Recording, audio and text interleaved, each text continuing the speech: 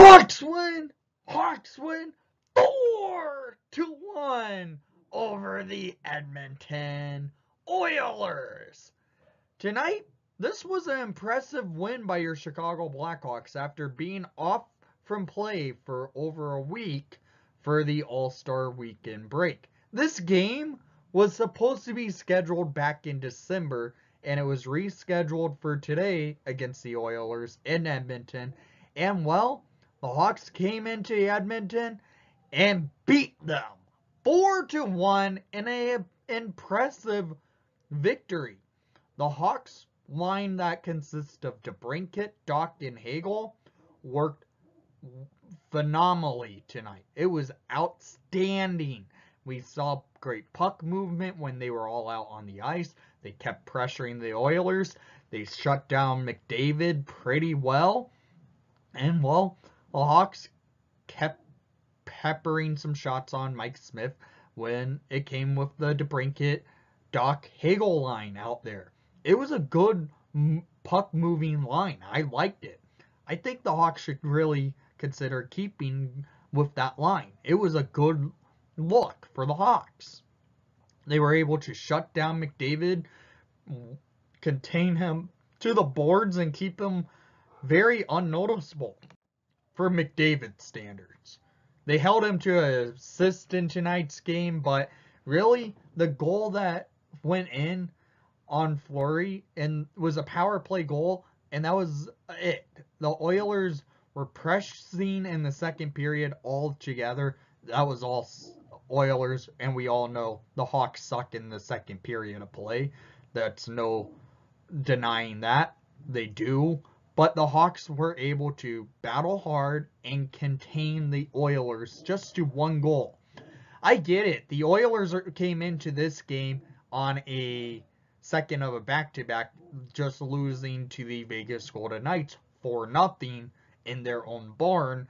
And then they come and play the Hawks, who, yeah, I admit, our offense is terrible. But tonight, it came to show, and they played strong enough where they shut down the Oilers only to hold them to one goal against. And the Flower tonight played on his head. I do have to admit, I hope to say this. I hope Duncan Keith is okay.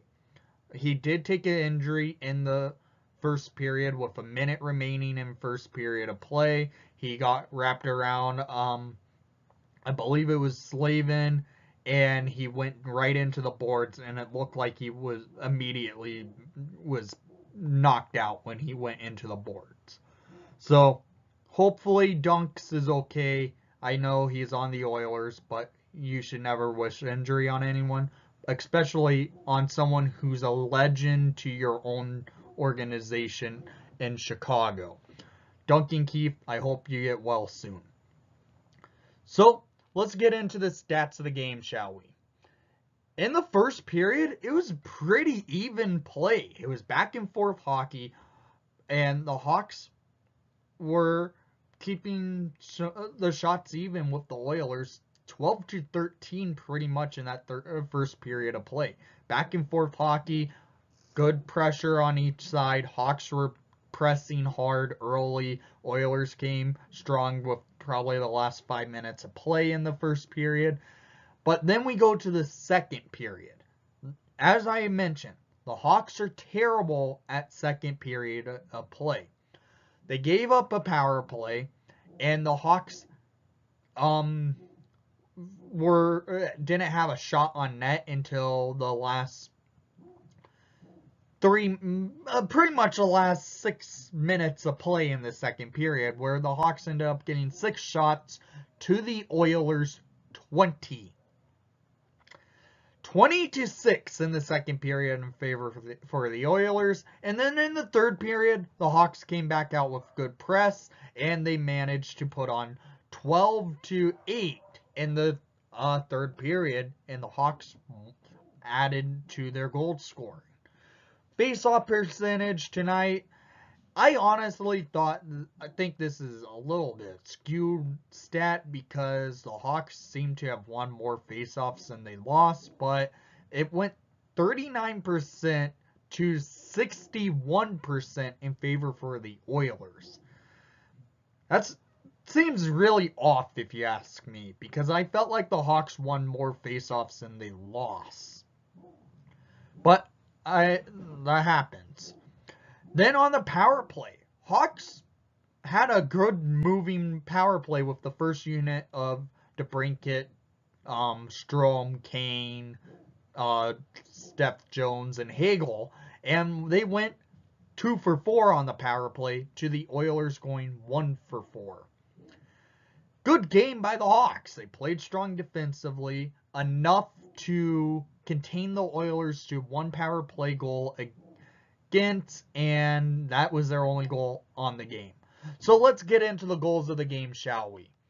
Because in the first period, the Hawks come out pressing hard, and they get an early power play in the first period, and at 1:44 in the first period, scored by number 12, Alex DeBrincat, his 27th of the season, assisted by number 88, Patrick Kane, and number 17, Dylan Strome, to make it 1-0 Chicago Blackhawks a minute and 44 into the first period. This goal is a classic Kane to DeBrincat type goal on a power play. The King gets it on the other side. He sauces it over to the Cat, and Cat on the circle buries it past Mike Smith. Hawks up 1-0 early. And the goal scoring is not over yet, because a minute later at 2:47 on a good break for the Hawks here, Hawks come up with the ice and scored by number 38, Brandon the Bagel Hagel, his 13th of the season, assisted by number 12, the Cat, Alex DeBrincat, and number 77, Kirby Dach. Dach gets the puck in the defensive zone, throws the puck up into the air, up to DeBrincat on a race. Cat feeds it over to Hagel, and Hagel on the 2-on-1 buries it past Mike Smith, and the Hawks have a 2-0 lead 2 minutes and 47 seconds into the first period of play. After that, the Hawks kept getting a couple opportunities off, and no goals came past Mike Smith in the first period, and no goals from the Oilers in the first period. So we go to the second period. As I mentioned, this period was all Edmonton Oilers, from the puck drop to pretty much the end of play that period. Oilers come out steaming, kept pressing the Hawks, held the Hawks to 12-0 on shots on net for a while, and, well, Oilers get a power play, and at 6:03 in the second period, Leon Draisaitl, with his 33rd of the season, Jesus, that's insane, 33 goals already, assisted by Evander Kane and Connor McDavid, to make it 2-1 Chicago Blackhawks. This goal by Draisaitl, you really can't fault the Hawks here. It was just a weird goal. Puck goes off the boards. Evander Kane gets it. Kane shoots it.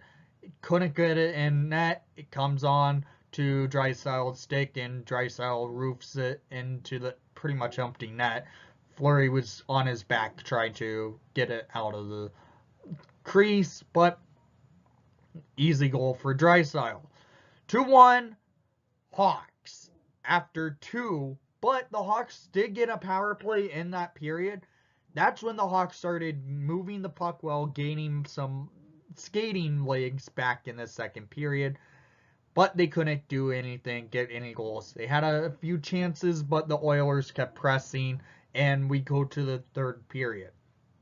And in the third period, it was, in my opinion, more so all Chicago Blackhawks. They come out ready to play this time around.